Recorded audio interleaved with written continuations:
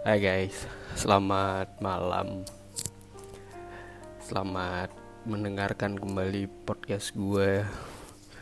Mengisi washing time aja sih, kayak ngabisin waktu sebelum tidur dengan beroverthinking. Kira-kira gue bahas apa ya malam ini yang menarik?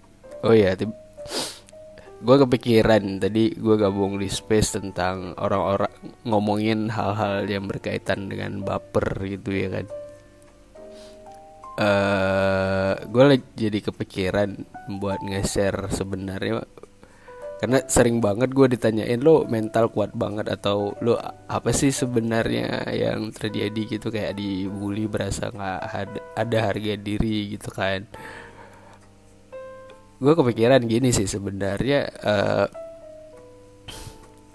perasaan itu kan milik semua orang.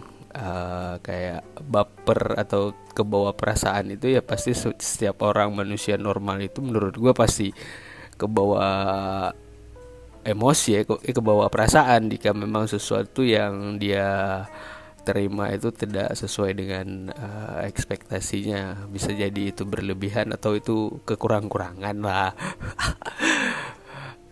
But kembali lagi bagaimana sesuatu sebenarnya kita terima itu seperti apa. Selalu mau terima itu dari segi negatif atau dari segi positif sih. eh gue sebenarnya berada pada posisi yang kayak apa yang gue terima itu lebih kepada hal-hal yang positif aja, walaupun kadang yang dikirim itu bahwasanya hal-hal yang negatif, misalnya kayak body shaming and then face shaming dan lain sebagainya. Tapi gue menganggap bahwasanya ya gue juga bisa melakukan hal yang sama ke orang lain, tapi belum tentu orang itu juga bisa terima gitu ya kan.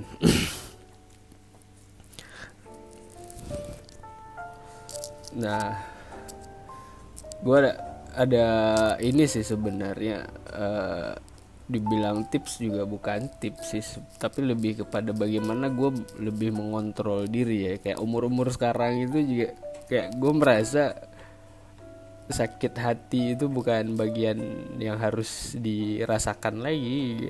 Gue harusnya sekarang sakit pinggang, sakit kepala, encok darah tinggi dan lain sebagainya, bukan ngomongin masalah sakit hati sih sebenarnya. Tapi buat kalian yang merasa gampang baper, gampang menerima energi negatif dari orang lain, gue rasa bisa lah kalian lakukan beberapa hal supaya self control itu lebih baik terhadap diri kita gitu. Artinya kita lebih berlapang dada menerima hal-hal yang terjadi di sekitaran kita misalnya. Yang pertama, yang paling penting adalah lo harus tanamkan prinsip seperti yang dikatakan oleh sahabat Rasul, bahwasanya aku tidak sebaik yang kau lihat, namun aku juga tidak seburuk apa yang terlintas di pikiranmu. Gue mendengar kalimat itu dulu nyes banget gitu ya. Ini kata-katanya pendek tapi punya makna yang sangat universal gitu. Artinya bagaimana kita bisa self control terhadap diri kita, menerima perasaan-perasaan emosi dari di apa ya, di lingkungan kita itu, supaya menjadi proses yang baik terhadap diri kita itu. Misalnya whatever you say, there is I'm ya. Buset, ada iklannya. eh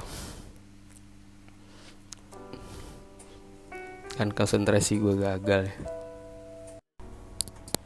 Hai geng, selamat datang lagi di podcast gue yang gak seberapa mana ini. eh Ini masih terkait tema sebelumnya yang ngebahas tentang perasaan, emosi, dan hal-hal yang berkaitan dengan hati lah. Jadi gini, pernah sih kalian itu dikatain lu gitu aja baperan? Atau pernah gak sih lo ngeliat temen lo itu yang kayak gampang banget, gampang nangis, gampang emosional, atau label-label yang berkaitan dengan emosional itu sendiri yang bisa kita rangkum dalam satu kata yang sama, yaitu emosi. Nah, ngomong-ngomong soal emosi ini, sebenarnya emosi ini apa sih? Apakah emosi itu ketika kita gampang marah-marah, atau justru emosi itu ketika kita gampang nangis atau baper sama pasangan? Banyak banget sih kalau ngomongin tentang hal-hal yang berkaitan dengan emosi. Nah, makanya gue buat podcast ini cuman buat sharing-sharing aja sih, apa yang gue tahu tentang emosi ini sendiri. Ini berdasarkan beberapa bacaan-bacaan aja. Gue tidak punya cakap ilmu pengetahuan banget tentang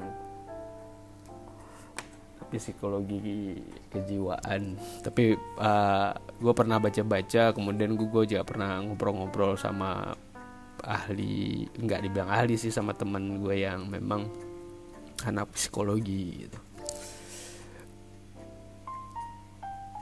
Nah, kita tarik lagi nih, kenapa emosi itu bisa muncul dan apa pengaruhnya ke hidup kita. Apakah emosi itu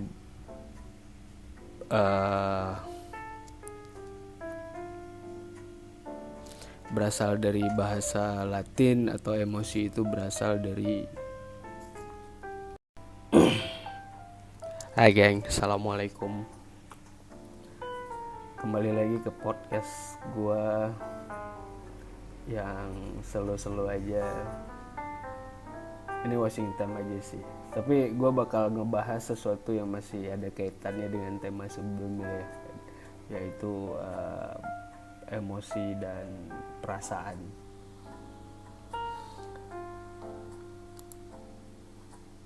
Pernah gak sih lo denger kata-kata lo orangnya emosian banget sih? Atau lo pernah gak sih mengalami yang namanya mengalami yang namanya baperan, baik itu baper karena kata-kata, sikap, dan lain sebagainya, yang itu bisa kita rangkumkan bahwasanya itu adalah sesuatu yang emosional. Ya, emosional ini kan terdiri dari dua output, yaitu emosional karena kepedihan, atau mungkin emosional karena kesenangan. Jadi ketika kita menangkap sesuatu yang berbentuk emosi, otak kita itu akan memproses emosi itu dengan mengungkapkan dua teknik gitu. Yang pertama bisa dengan menangis atau dengan tertawa, tergantung emosi apa yang kita terima dari faktor eksternal, ya kan. Misalnya lo melihat sesuatu yang lucu, kemudian otak lo berproses itu masalah-masalah emosional itu dengan sesuatu hal yang lucu, sehingga outputnya adalah ketawa. Atau misalnya lo menerima sesuatu sikap yang gak enak dari eksternal atau dari luaran, sehingga otak lo berproses dan itu mengeluarkan tindakan untuk lo misalnya bersedih, menangis, atau merenungi nasib, berasa tidak berdaya atau bahkan level paling tinggi itu ya menjadi amarah sih sebenarnya. Ini adalah sifat-sifat yang menurut gue emosi yang sensitif sih sebenarnya, ketika lo nggak bisa ngontrol itu semua gitu. Jadi gue pernah baca di artikel sebenarnya bagaimana sih kita bisa lebih santai agar tidak terlalu sensitif dalam menerima banyak hal dari eksternal pikiran kita. Memang menjadi orang sensitif itu mungkin membawa banyak keuntungan ya. Kita lebih semakin peka dengan lingkungan maupun perubahan yang ada di dalam diri kita. Segala hal bentuk emosi baik yang positif ataupun negatif yang kayak gue bilang tadi, itu bisa membawa kita kepada sosok yang terkadang menyebalkan di hadapan orang lain. Bahkan kepada diri kita sendiri itu bisa jadi. Lo pernah juga kan ngerasain bagaimana lo sebel sebenarnya sama diri lo sendiri gitu. Beberapa teman mungkin mengatakan bahwasanya mereka enggan atau sangat malas jika berhadapan dengan orang yang sensitif. Terlebih dengan berbagai hal yang terjadi di sekitar kita, kita mungkin menjadi orang yang pertama kali bereaksi. Tidak hanya peka tapi bisa juga paling ekspresif gitu. Menjadi orang sensitif memang tidak dilarang ya, tidak ada konstitusional yang melarang kita untuk menjadi orang yang sensitif ataupun orang yang cuek. Namun terkadang kembali lagi lo akan merasakan banyak hal yang mungkin bisa merugikan lo atau mungkin bisa menyulitkan lo gitu. Gue ada beberapa tips sih, ini khusus buat orang-orang yang sensitif ya.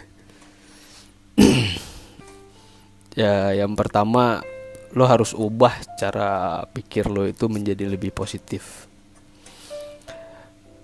Memiliki perasaan yang sensitif memang memberikan kelebihan ya.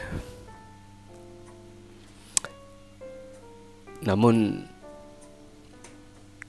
selain kita lebih peka atau empati, kita bisa lebih besar kepada orang lain. Namun sensitif di sini juga termasuk berpikir negatif atau overthinking terhadap banyak hal yang ada dalam hidup kita. Ada kalanya sesuatu yang belum tentu terjadi sudah membuat kita sangat kewalahan menanggapi pikiran-pikiran negatif itu, gitu kan? kayak overthinking. Tapi seperti yang gue bilang tadi, tip pertama itu lo harus berpikir positif. Itu salah satu caranya. Tidak mudah memang, sebab pola pikir yang harus dilatih itu dan dibentuk sesuai dengan kehendak kita. Karena memang ini kadang di luar kontrol. Namun memikirkan sesuatu dari sudut pandang positif bisa membawa dampak yang lebih baik lah. Jika kita mulai memikirkan keburukan dan resiko apa yang akan kita hadapi, di saat yang sama kita juga harus pikirkan gitu hal-hal positif dan hal-hal yang menguntungkan apa yang bakal kita hadapi, supaya nantinya lo bisa lebih santai, bisa lebih santuy menghadapi hal-hal yang akan lo hadapi di kemudian hari. Yang kedua, lo harus bersikap tenang dalam sebuah perselisihan. Nah, ini kan sering terjadi ketika kita berbeda pendapat. Artinya ketika pendapat kita kurang diiyakan dan kurang didukung, lo merasa jadi orang nggak berguna banget gitu ya. Lo merasa terpojokkan karena memang gue nggak menjadi orang yang diinginkan, atau misalnya lo merasa nggak punya stakes di situ ya kan. Itu memang sakit banget sih, apalagi dalam sebuah pergaulan. Nah, dari sini kita belajar untuk lebih sabar dan tenang menghadapi konflik atau menghadapi perselisihan dengan orang-orang. Ini masih ada kaitannya dengan poin yang pertama tadi gue bilang, berpikir positif ya. Artinya begini, lo harus lebih sabar menghadapi sebuah perselisihan dan lo harus melihat dari sudut pandang yang baik gitu, bahwasanya perbedaan adalah rahmat, dan perbedaan itu memang dilatar belakangi oleh cara berpikir dan asupan pendidikan yang kita terima itu juga beda. Misalnya dengan teman kita, itu juga sangat mempengaruhi perbedaan itu sendiri. Artinya begini, ketika apa yang lo sampaikan dan orang gak terima, itu lo harus menghargai karena memang hak lo menyampaikan, dan orang lain juga punya hak untuk menerima atau tidak menerima.